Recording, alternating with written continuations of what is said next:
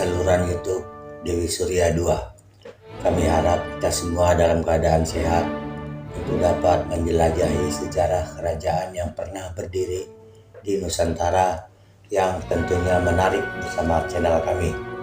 Mari berinteraksi bersama kami melalui kolom komentar dan jangan lupa tekan tombol like dan subscribe agar tetap terhubung dengan konten menarik kami lainnya di masa mendatang. Ayo kita mulai penjelajahan sejarah kerajaan di Nusantara ini. Belum banyak orang Indonesia yang mengetahui wilayah Bungku di Kabupaten Morowali, Provinsi Sulawesi Tengah.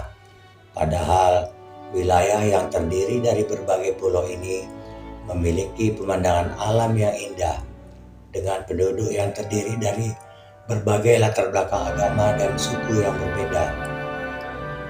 Selain suku Bungku sendiri, wilayah ini antara lain ditinggali oleh orang-orang dari suku Mori, Kaili, Menui Bugis, Buton, Ambon, Manado, Gorontalo, Makassar, Toraja, dan Bajo. Kata Bungku sekarang ini memiliki beberapa makna, antara lain: pertama, menunjuk kepada satu etnis dari 12 etnis yang mendiami Provinsi Sulawesi Tengah. Kedua, menunjuk kepada suatu wilayah eks-lanskap Tambuku atau Bungku yang merupakan satu kesatuan geografis terletak di Kabupaten Morowali dan membentang dari Kecamatan Menui Kepulauan sampai dengan Kecamatan Mamo Salato.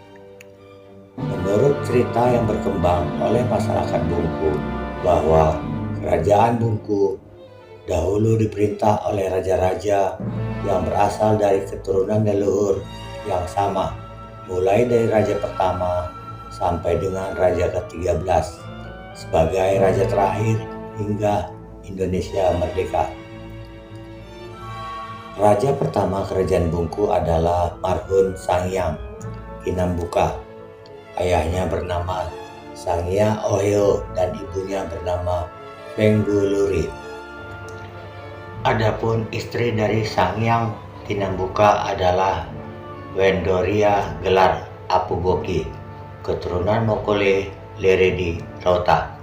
Sangyang Kinambuka mempunyai dua orang saudara yang bernama Fengkoila bergelar Sangya Inato memerintah di Kendari dan Feluo Sangya Felungku memerintah di kerajaan Luwu Palopo.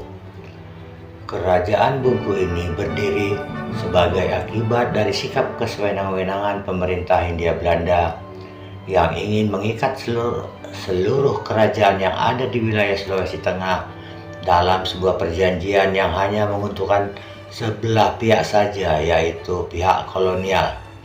Kerajaan-kerajaan yang menolak perjanjian tersebut akan diserang dengan cara-cara kekerasan oleh Belanda dan kemudian wilayah kerajaannya akan dipecah-pecah. Salah satu kerajaan yang menolak perikatan itu adalah kerajaan Mori yang kemudian oleh Belanda dipecah menjadi kerajaan Mori dan kerajaan Bungku.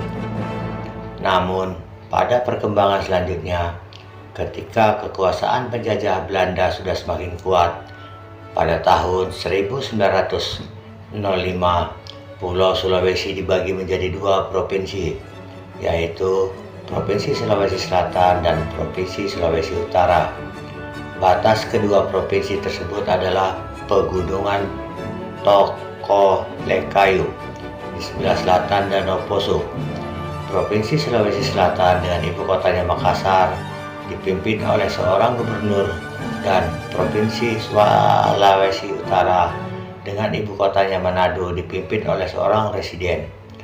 Gubernur dan residen secara organisatoris berada langsung di bawah Gubernur Jenderal Hindia Belanda yang berkedudukan di Batavia.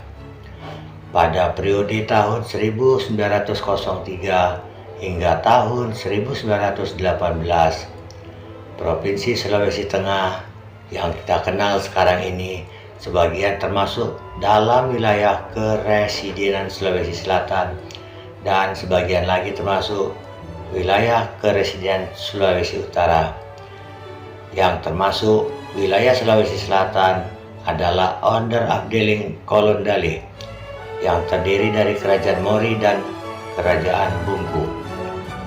Keberadaan masyarakat Bungku sejak tahun 1622 sudah dikenal di Eropa, terutama oleh orang Portugis dengan kata Tobuguo, dan dalam literatur Belanda terdapat dua nama secara bergantian digunakan untuk menyebut Bungku, yaitu Tambuku dan Tombuku. Tetapi hingga kini belum diketahui sejak kapan berubah menjadi Bungku, yang diketahui sebagai salah satu bagian dari wilayah Kabupaten Morowali saat ini. Sayangnya, sejarah Kerajaan Bungku dan berbagai informasi yang berkaitan dengannya sangat sedikit sekali kita ketahui. Padahal tak dapat dipungkiri, Kerajaan Bungku merupakan mata rantai dari perjalanan panjang sejarah bangsa kita ini, dan informasi sejarah lokal tersebut memiliki arti penting bagi kita semua sebagai pijakan untuk menata masa depan yang lebih baik. Terima kasih telah menonton video kami. Semoga Anda menikmati video yang kami sajikan.